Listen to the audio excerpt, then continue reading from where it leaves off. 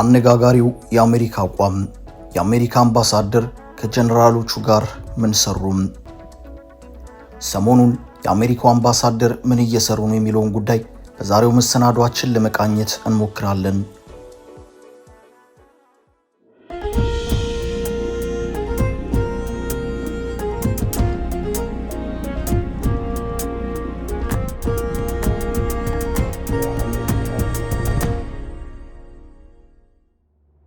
አምባሳደር ማሲንጋ ከመቀሌ አዲስ አበባ ላይ ሆኖ የሰጡት መግለጫ ብዙዎችን ያከራከረ ጉዳይ ሆኖ አልፏል።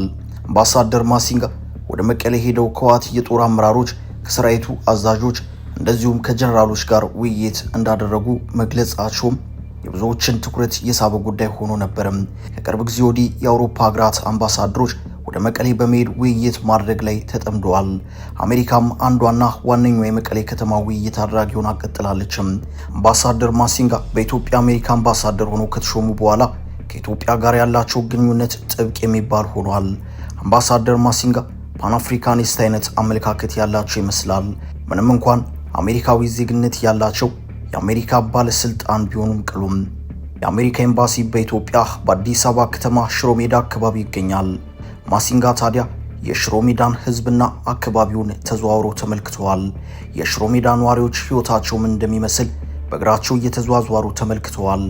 ማሲንጋ የሽሮ ሜዳንና የአካባቢውን ህዝብ እየተዘዋወሩ የሚጎበኙ የተለያዩ የኢትዮጵያ ክብረ በዓሎች ላይ በመገኘት የኢትዮጵያን ባህልና ወግ የሚያከብሩ አበባዮች ላይ ሳይቀር የሚሳተፉ ለየት ያሉ ሰው ናቸው።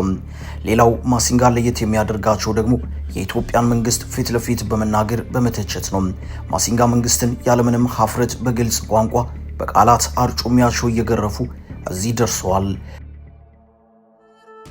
መንግስት በማሲንጋ ጉዳይ ተደጋጋሚ መግለጫ አውጥቷል። በውስጥ ጉዳይ ጣልቃ አትግቡብኝ እስከ ማለትም ደርሶ ነበር። ማሲንጋ እኔ ለእውነትና ለፍትህ የቆምኩኝ ነኝ በማለት መንግስትን መተቸታቸውን ቀጥሎበታል። ማሲንጋ በኢትዮጵያ የአሜሪካ አምባሳደር ሆነው ከተሾሙ ወዲህ የኢትዮጵያ መንግስት ከማሲንጋ ጋር ብዙ ፈተናና እሰጥ አገባ አሳልፏል።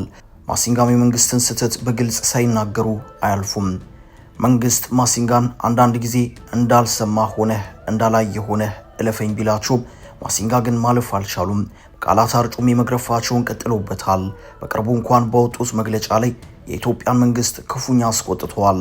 አምባሳደሩ መንግስት ላይ ከባድ የሚባል ክስም አቅርበዋል። ይህ የማሲንጋ ክስ ብዙዎችን ያነጋገረ ጉዳይ ነበር። የማሲንጋን ንግግር መንግስት ይቃወማል። በሌላ በኩል ማሲንጋ የሚናገሯቸው ንግግሮች እውነትነት ያላቸው ናቸው የሚል አስተያየት የሚሰጡ ብዙዎች ናቸው። ማሲንጋ የኢትዮጵያን ፖለቲካ በሚገባ የተረዱ የኢትዮጵያ ህዝብ ምን አይነት አስፈሪ ፖለቲካ ችግር ውስጥ እንደገባ በቅጡ የተገነዘቡ ግለሰብ ናቸው በማለት ማሲንጋን በመወደስና በማድነቅ የሚናገሩም ቁጥራቸው ቀላል የሚባል አይደለም። ማሲንጋ በቅርቡ በሰጡት መግለጫ ላይ የኢትዮጵያን መንግስት የራሱን ህዝብ በድሮን የሚደበድብ የሚል ሐረግ በመጠቀም መንግስትን መውቀሳቸው መንግስትን ክፉኛ እንዲቆጣ አድርጎታል። ማሲንጋ ይህንን ጠንካራ ትችት በመንግስት ላይ ካቀረቡ በኋላ መግለጫቸውን ለማሻሻል ሞክረዋል። ለማሻሻል የተገደዱት ደግሞ መንግስት ከባድ የሆነ ትችት በማሲንጋ ላይ በማቅረቡ ነው። ቀደም ብዬ እንደነገርኳችሁ ማሲንጋ የሚታወቁት የኢትዮጵያን መንግስት በጠንካራ ቃላት በመሸንቆጥ ነው። በባለፈው ዓመት በአምባሳደሩ ግቢ ባደረጉት ንግግር ሽፍቶች፣ ታጣቂ ቡድኖችና የራሱ የመንግስት የጸጥታ ኃይሎች በኢትዮጵያ ምድር ላይ በህይወት የመኖርና የመከባበር መብቶች ላይ ጥሰት መፈጸማቸው የህግ ሂደትንና የህግ የበላይነትን አለማክበርን የሚያሳይ ነው ሲሉ በመንግስትና ታጣቂዎች ላይ ጠንካራ ትችት አቅርበዋል። ይህንን የማሲንጋን ንግግር መንግስት በመግለጫ ጭምር አጣጥሎታል። የአሜሪካው አምባሳደር ያልተጠየቁትን ምክር ሰጪ ሆኗል ሲል ተችቷል። መንግስት ከዚህ በተጨማሪም ማሲንጋ ታጣቂዎችንና መንግስትን እኩል አድርገው ማየታቸው እጅግ የሚያሳዝን ነው በማለት ተችተው ነበር። ማሲንጋ ግን እኔ ተጠያቂ የማደርገው ታጣቂ ኃይሎችን ብቻ ሳይሆን መንግስትንም ጭምር ነው፣ የህዝብን ደህንነት መጠበቅ ባለመቻሉ እያሉ ነው። ወደኛው ማሲንጋ አሁንም በመንግስት ላይ የሰላ ትችታቸውን ማቅረባቸውን ቀጥሎበታል። የአሜሪካ ኤምባሲ አርብ ዕለት አውጥቶት በነበረው አምባሳደር ሄርቪን ማሲንጋ መልእክት ላይ እንዲህ የሚል ጠንካራ ሐረግ ተካቷል።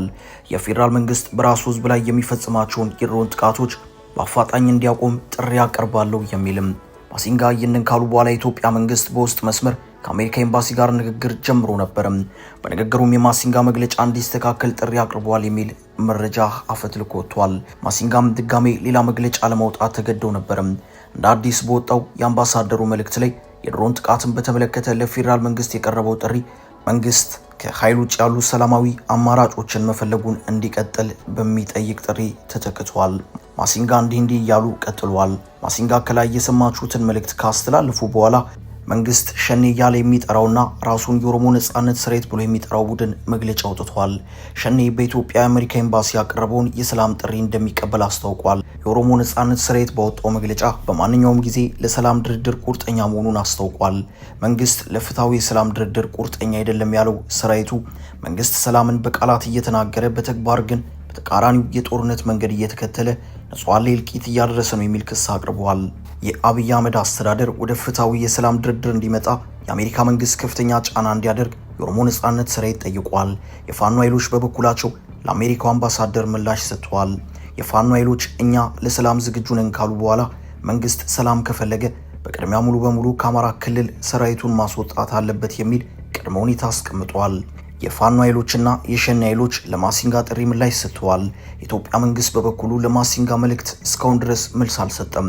ማሲንጋ በአዲስ አበባ ከላይ የሰማችሁትን አቧራ ከማስነሳታቸው በፊት ወደ ትግራይ ክልል ጉዞ አድርገው ነበር። ማሲንጋ በመቀሌም በትግራይ የሚገኙ የተፈናቃዮች ጉዳይ ጊዜ የማይሰጠውና አስቸኳይ መፍትሄ የሚያስፈልገው በመሆኑ ወደ ቀያቸው ለመመለስ ትኩረት ሰጥተው እንደሚሰሩ በኢትዮጵያ የአሜሪካን አምባሳደር ሄርቨን ማሲንጋ አስታውቀዋል።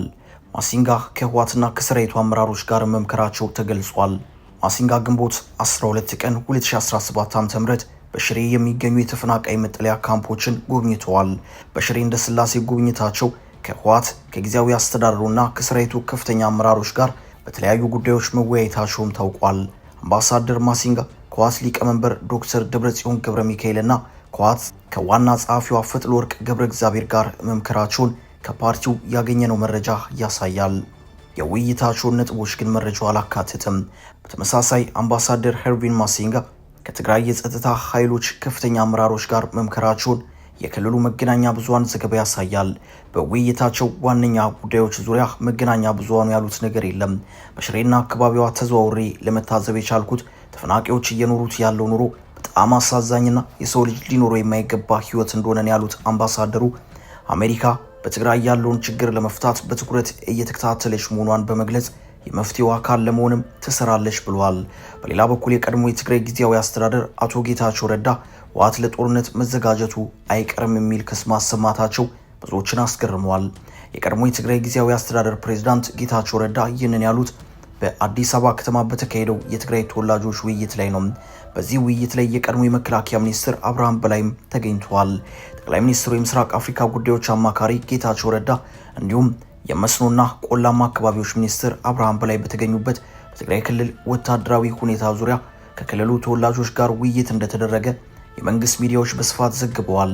በዚህ ውይይት ላይ የጠቅላይ ሚኒስትሩ የምስራቅ አፍሪካ ጉዳዮች አማካሪ ሚኒስትር ጌታቸው ረዳ እንዳሉት ፕሪቶሪያ የሰላም ስምምነት መፈረሙ በትግራይ መረጋጋትን ለማስፈን ትልቅ ሚና ተጫውቷል።